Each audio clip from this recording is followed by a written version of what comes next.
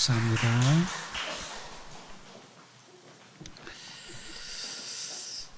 제가 지난 주간에 며칠 동안 그 지구촌 교회에서 운영하는 필그림 하우스라는 곳에 가서 좀 기도 좀 하고 내려왔습니다. 좀 그곳에 가서 기도를 하면서 이제 상암교회 성도들을 위해서 기도를 하는데 문득 그런 생각이 들었습니다. 참 여러 가지로 힘든 세상에 살고 있는데 목사가 이들을 정말 축복하는 기도를 좀 해야 되겠다. 얼마나 세상에 사는 게 힘들까. 거기다가 또 이렇게 코로나19 악지 이렇게 힘든 것들로 모두가 다 힘들어하는데 목사가 할 일이 뭔가 좀 기도 좀 해야 되겠다. 축복해야 되겠다. 이런 마음으로 좀 며칠간 좀 이제 갔다 왔습니다. 저는 오늘 여러분들이 옆에 있는 사람 좀 축복했으면 좋겠습니다. 힘든 세상에 살지만 하나님이 함께 하시기에 승리할 수 있습니다. 한번 좀 축복하는 시간 가지면 좋겠습니다.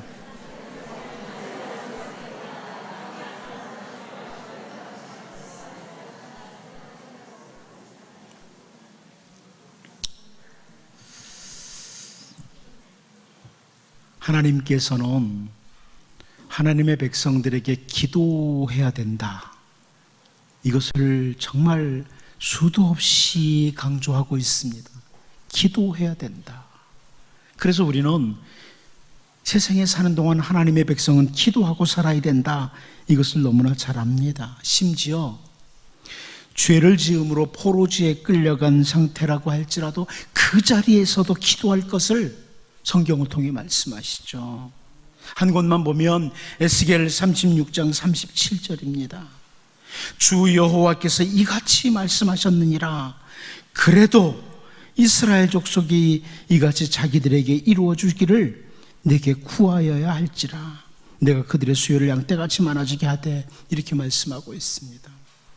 하나님 분명히 하나님의 택한 백성들을 위해서 일하시는 하나님 분명합니다. 그래도 내게 구해야 한다. 그래도 기도해야 된다. 선지자 에스겔을 통해 주시는 말씀이죠. 비록 그 앞절까지 하나님께서 이스라엘 회복을 계속 약속해 주십니다. 그런데 37절에서는 그럼에도 불구하고 회복을 위해서 기도해라, 이렇게 말씀하시는 거예요. 기도는 하나님의 백성들, 하나님의 택한 백성들, 성도들에게 주어진 너무나 소중한 특권입니다. 그러므로 성경을 통해서 우리는 다양한 상황 속에서 하나님께 기도하는 사람들을 참 많이 볼 수 있습니다. 심지어 상황이 아주 심각하다, 문제가 너무 크다, 이런 판단이 될 때에는 금식까지 하면서 기도를 드렸습니다. 그런데 그들이 금식까지 하면서 기도를 드려도 전혀 하나님께로부터 반응이 없는 무응답의 상황을 경험하면서 호소하는 내용이 선지자 이사야를 통해서 보여지죠. 이사야 58장 3절입니다. 우리가 금식하되 어찌하여 주께서 보지 아니하시오며 우리가 마음을 괴롭게 하되 어찌하여 주께서 알아주지 아니하시나이까. 보라, 너희가 금식하는 날에 오락을 구하며 온갖 일을 시키는도다. 이렇게 말씀하고 있습니다. 앞부분에 호소하고 있고 뒷부분은 하나님의 대답이죠. 우리가 금식까지 하면서 괴롭게 하는데 왜 하나님 우리를 보지 않으시고 우리를 알아주지 않으십니까? 이런 호소. 하나님께서 너희가 금식까지 하면서 기도한다고 하지만 오락거리만 찾고 있고 일꾼들에게 온갖 일을 행한다. 이런 하나님의 대답입니다. 그리고 그들의 그 악한 일에 대해서 다음 절이죠. 이사야 58장 4절을 보면 보라, 너희가 금식하면서 논쟁하며 다투며 악한 주먹으로 치는도다. 너희가 오늘 금식하는 것은 너희의 목소리를 상달하게 하려는 것이 아니니라. 이렇게 말씀하고 있습니다. 저는 이 말씀을 준비하다가 문득 이 코로나19와 함께 이제 우리가 예배에 임하면서 있었던 일이 떠올랐습니다. 사실 지금 우리 다 예배 시간에 마스크를 다 이렇게 착용하고 예배 드립니다. 힘드시죠? 그런데 어느 주일날 어떤 분이 딱 들어와서 안전된 마스크를 착용하지 않았어요.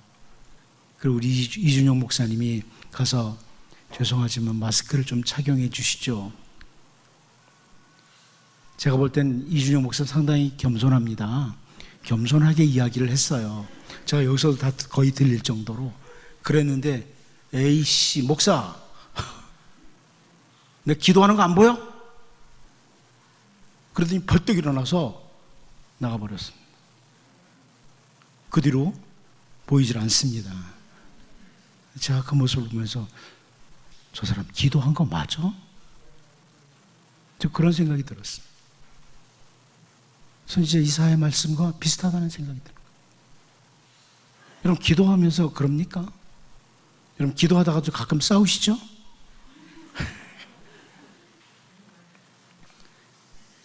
여러분 기도는 성도들에게 주어진 너무나 귀중한 특권입니다. 그런데 그 기도와 성도의 삶이 맞물려 있다는 것을 보여줘요. 기도와 성도의 삶은 맞물려 있다는 거예요. 기도 굉장히 중요합니다. 그런데 그 기도는 기도하는 성도의 삶과 맞물려 있다는 것을 성경 곳곳에서 보는 거예요. 특별히 이사야 58장에서. 선지자 미가도 역시 오늘 본문을 통해서 하나님의 백성이라고 하는 이스라엘 백성들의 기도와 하나님의 무응답에 대해서 언급을 하고 있어요. 오늘 본문 말씀을 같이 살피면서 여러분 참된 기도자로 살아가는, 다시 말하면 우리의 기도와 우리의 삶을 좀 돌아보면서 삶이 있는 기도하는 자의 삶을 돌아보고 참된 기도자로, 참된 신앙인으로 하나님 앞에 나아가는 우리가 되도록 우리를 돌아보고 기도하고 다짐하며 나아갈 수 있기를 바랍니다. 첫 번째로 저는 오늘 본문에서 모세가 표현한 하나님, 이 부분을 좀 보려고 합니다. 우리 본문 4절을 다시 한번 같이 읽어봅니다. 보겠습니다. 시작. 그때 그들이 여호와께 부르짖을지라도 응답하지 아니하시고 그들의 행위가 악했던 만큼 그들 앞에 얼굴을 가리시리라. 여러분 여기 부르짖는다는 이 히브리어 단어는 카라라고 하는 단어인데 소리를 지른다, 이런 의미를 가진 단어입니다. 하나님의 백성임을 선포하면서, 내가 하나님의 백성임을 선포하면서 소리를 지르며 기도하는 것을 봅니다.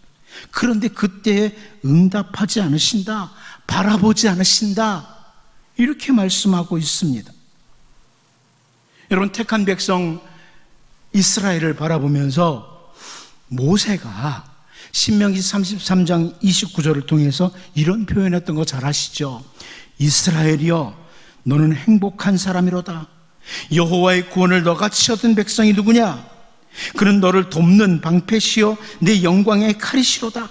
네 대적이 네게 복종하리니 네가 그들의 높은 곳을 밟으리로다. 모세가 이런 표현을 했습니다.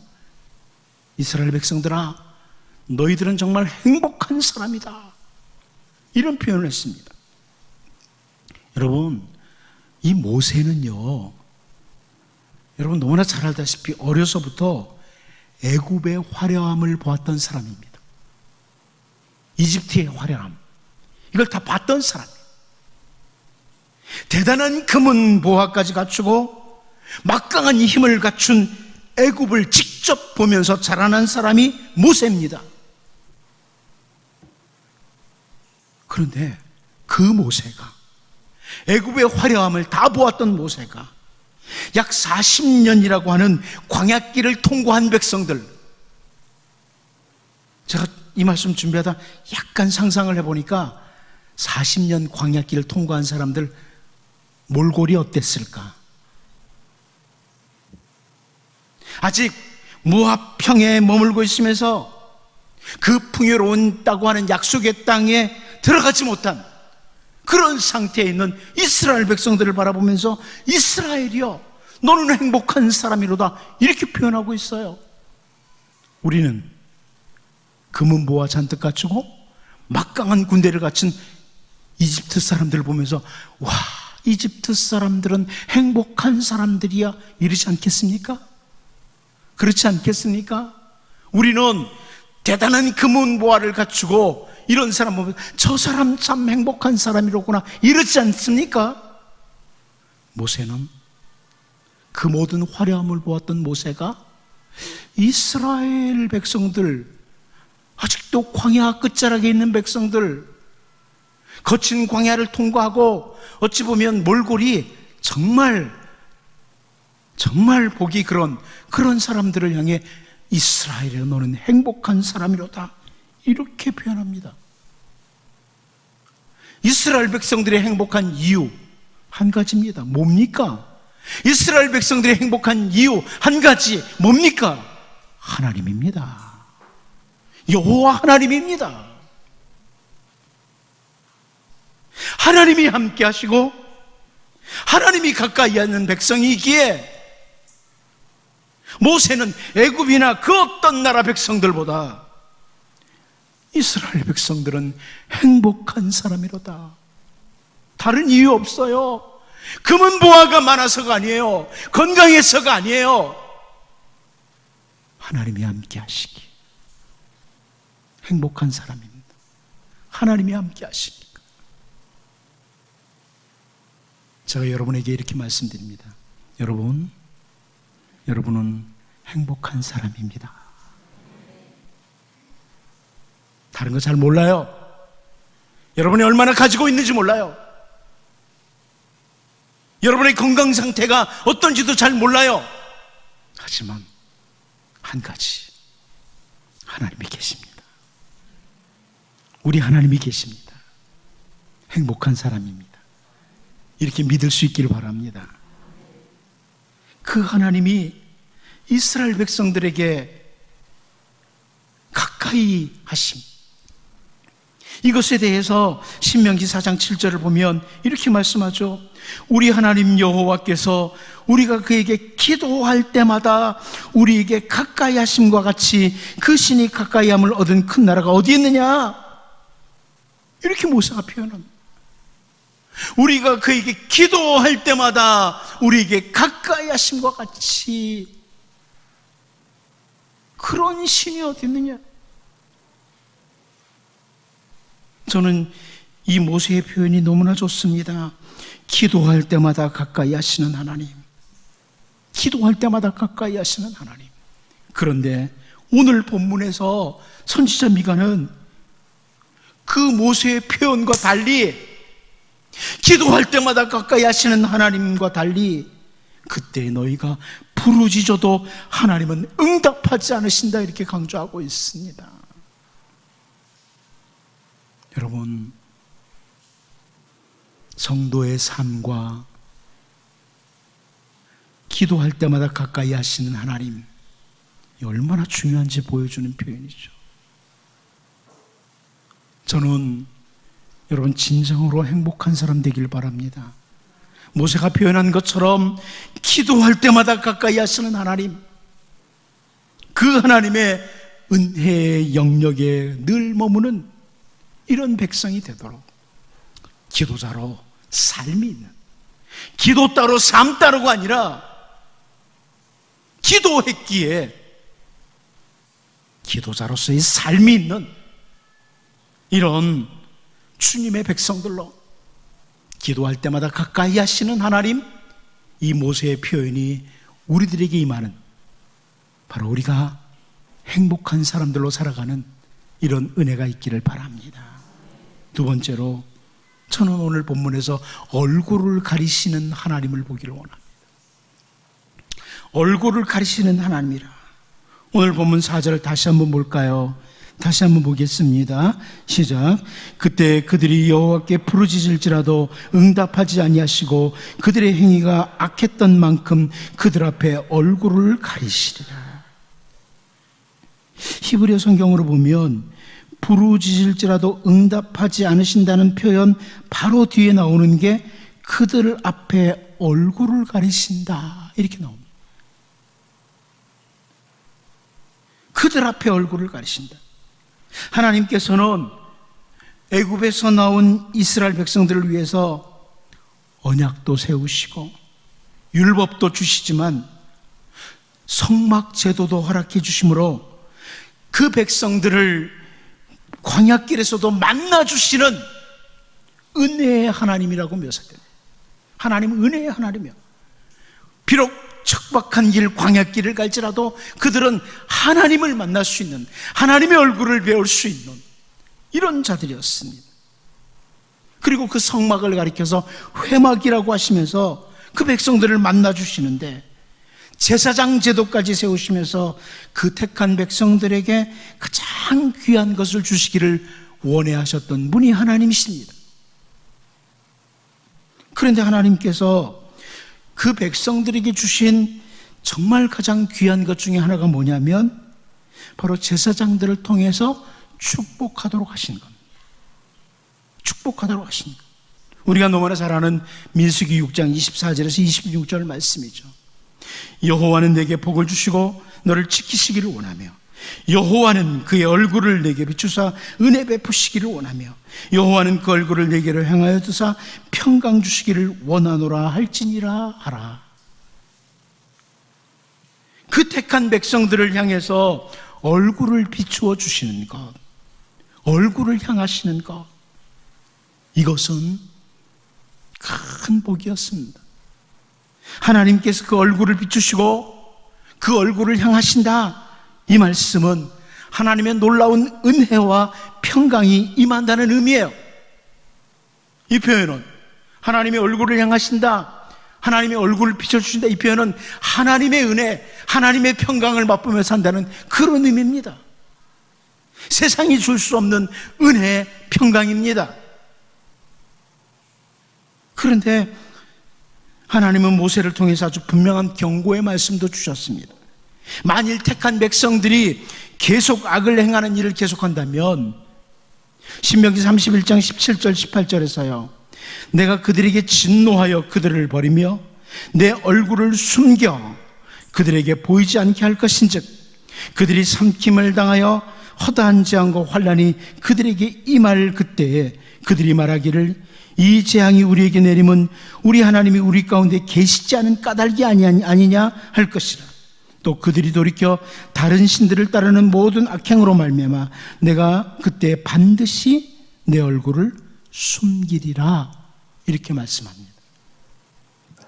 숨기신다, 이 단어가 오늘 본문에 가리신다는 단어와 같은 히브리어 단어입니다. 숨긴다, 가린다. 바울 사도는 서신들을 보내면서 그 인사말 가운데 자주 등장하는 표현이 은혜와 평강입니다. 은혜와 평강. 한 예를 들어보면 로마서 1장 7절에서 로마에서 하나님의 사랑하심을 받고 성도로 부르심을 받은 모든 자에게 하나님 우리 아버지와 주 예수 그리스도로부터 은혜와 평강이 있기를 원하노라, 이렇게 축복하고 있습니다. 은혜와 평강. 얼굴을 비추시고 향하시는 하나님께로부터의 은혜와 평강이 임하는데 특별히 바울 사도는 주 예수 그리스도로부터라고 강조하면서 은혜와 평강이 있기를 축복하고 있습니다. 은혜와 평강. 우리의 죄로 인해서 하나님은 사실 얼굴을 가리시는 하나님, 얼굴을 숨기시는 하나님이신데 우리 주 예수님께서는 우리의 모든 죄를 대신 지시고 십자가에서 대신 형벌을 받으심으로 이제 하나님은 우리들에게 얼굴을 향하시고 우리에게 얼굴을 비춰주시는 은혜와 평강을 주시는 겁니다. 은혜와 평강이 임하는 거예요. 여러분, 기도할 때마다 가까이 하시는 하나님, 그 하나님은 언제나 우리에게 얼굴을 비추시고 얼굴을 향하시는 은혜와 평강의 하나님이셔야 됩니다. 예수 그리스도로 말미암아 구원받은 주의 백성들은 얼굴을 가리시는 하나님이 아니라, 얼굴을 숨기시는 하나님이 아니라, 얼굴을 비추어 주시는, 얼굴을 향하시는, 은혜와 평강을 내리시는 그 하나님으로 다가오도록 해야 됩니다. 다시 강조합니다. 기도하는 성도, 주의 은혜를 받은 성도는 삶이 중요합니다. 여러분, 우리는 구원받았으니까 됐어, 이런 사람이 아닙니다. 정말 은혜로 구원받은 자는 구원받은 자와의 맞물려서 삶이 연결됩니다. 우리의 삶을 돌아볼 필요가 있는 거예요. 나는 정말 그리스도인으로 살아가고 있는가? 나는 하나님의 백성으로 정말 살아가고 있는가? 교회당에 나와서 예배할 때는 그리스도인 같아요. 하나님의 백성 같아요. 그러나 우리의 삶의 자리로 돌아가서는 세상 사람들과 조금도 다를 바가 없다면, 믿음이 없다고 하는 세상 사람들과 거의 다를 바가 없다면 정말 한번 우리를 돌아봐야 되는 거예요. 기도자는, 은혜를 받은 자는 삶이 있어야 됩니다. 그럴 때 얼굴을 가리시는 하나님, 얼굴을 숨기시는 하나님이 아니라 여전히 얼굴을 비추시는 하나님, 얼굴을 향하시는 하나님, 주 예수 그리스도로 말미암아 은혜와 평강이 있는 임하는 이런 하나님의 백성이 됩니다. 이제 여러분 기도하시길 바랍니다. 은혜 받은 자로 살기를 바랍니다. 그런데 기도와 삶이, 은혜 받은 자와 삶이 맞물려 있는 정말 하나님의 백성으로 삶이 우리 가운데 나타나므로 언제나 은혜와 평강이 넘치는, 얼굴을 비추어 주시는 은혜가 있기를 바랍니다. 마지막 한 가지 더 보면 가증한 기도라는 것입니다. 오늘 본문 4절을 다시 한번 보도록 하겠습니다. 그때 그들이 여호와께 부르짖을지라도 응답하지 아니하시고 그들의 행위가 악했던 만큼 그들 앞에 얼굴을 가리시리라. 그들의 행위가 악했던 만큼. 자, 이제 기도해도 응답하지 않으시고 얼굴을 가리시는 하나님으로 임하시는 이유가 설명되어 있죠. 악한 행위입니다. 기도하는 백성, 하나님의 백성에게 하나님의 백성다운 삶이 얼마나 중요한지 잘 보여주는 그런 부분입니다. 여러분, 잠언 28장 9절을 보면 사람이 귀를 돌려 율법을 듣지 아니하면 그의 기도도 가증하니라, 이렇게 선포하고 있습니다. 하나님의 말씀을 듣지 않으면 기도도 가증하다. 다시 말하면 우리의 기도는 말씀과 맞물려 있어야 된다는 거예요. 말씀이 있으면 기도와 맞물리게 됩니다. 말씀과 기도를 떼어놓을 수가 없어요. 가끔 어떤 사람들은 그래, 당신들은 기도에 열심히 하라고, 나는 말씀만 붙들 거야, 이런 사람이 있습니다. 그렇지 않습니다. 말씀이 있으면 기도로 이어집니다. 기도하는 백성은 말씀 없이 기도할 수 없습니다. 토라를 순종하지 않는 삶과 가증한 기도가 여기 잠언 28장에서 맞물려 있어요. 토라를 순종하지 않는 삶, 그리고 기도. 선지자 이사야를 통해서도 이사야 1장 15절에서요, 너희가 손을 펼 때 내가 내 눈을 너희에게서 가리고 너희가 많이 기도할지라도 내가 듣지 아니하리니 이는 너희의 손에 피가 가득함이라, 이렇게 말씀하고 있습니다. 우리가 하나님의 백성의 삶을 살지 않으면서 아무리 많은 기도를 해도 의미가 없다는 선포예요.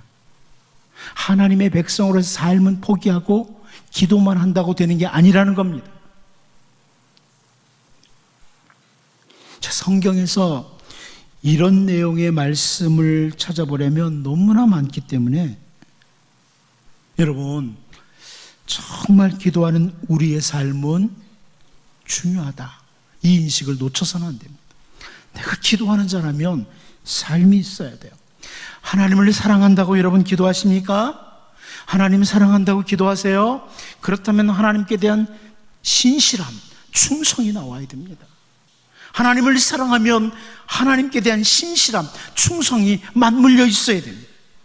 하나님의 은혜를 구하는 자이십니까? 하나님 제게 은혜가 필요합니다. 구하십니까? 그러면 하나님께서 얼굴을 가리지 않으시도록 하나님의 백성다운 삶을 추구해야만 된다는 겁니다. 그런데 그렇게 하나님의 은혜를 받고도 늘 넘어지고 쓰러지는 우리들을 너무나 잘 아시는 우리 하나님께서 오직 은혜와 평강의 길이신 예수님이 임하신 겁니다. 그러므로 우리는 최선을 다하죠. 정말 은혜를 받은 자로서 혹은 기도하는 자로서 최선을 다해야 됩니다. 그럼에도 불구하고 또 실패할 때, 또 넘어질 때 있죠? 그렇죠? 저만 실패하는 거 아니죠? 저도 기도하고 은혜를 받은 자로 살려고 하는데 어느 날 보면 삐뚤삐뚤 걸어온 거예요. 그런데 그 넘어진 우리에게 예수님 계십니다. 다시 예수님 붙들라고. 다시 예수님 붙들라고. 그리고 나가는 겁니다. 여러분, 저는 그래서 신앙의 선진들이 날마다 십자가 앞에 나갑니다. 이렇게 표현한 것들이 무슨 의미인지를 알기 시작합니다. 그렇구나. 정말 신실하게 살고 싶은데, 정말 기도한 자로서 살고 싶은데 또 넘어지고 쓰러져 있는 나를 발견하고 낙심하고 이제 포기하고 이게 아니라 다시 예수님 붙들고 주님의 은혜와 평강을 또다시 간구하면서 기도하는 자로서 삶을 달려가고 은혜를 받은 자로서 또 삶을 달려가는 겁니다. 저는 바라기는 여러분, 이미 예수 그리스도로 말미암아 은혜와 평강이 임한 우리들이 오직 성령의 도우심과 함께 신실한 삶을 이어가고 정말 기도하는 백성으로 살아가는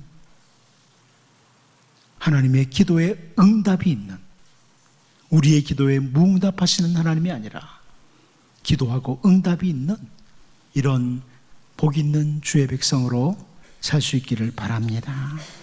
이 시간 같이 한번 기도하기를 원합니다.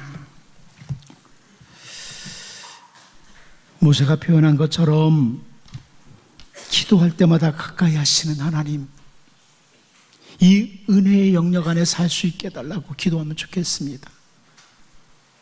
기도할 때마다 가까이 하시는 하나님, 진정한 행복한 자로 살기를 원합니다. 언제나 하나님의 얼굴을 비춰주시고 얼굴을 향해 주시는 은혜와 평강의 백성으로 살게 하옵소서.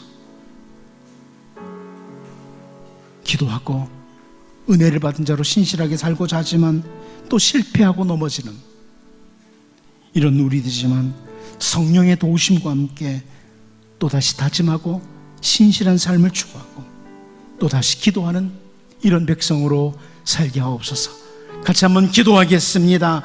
하나님, 우리 아버지, 이 시간 하나님 앞에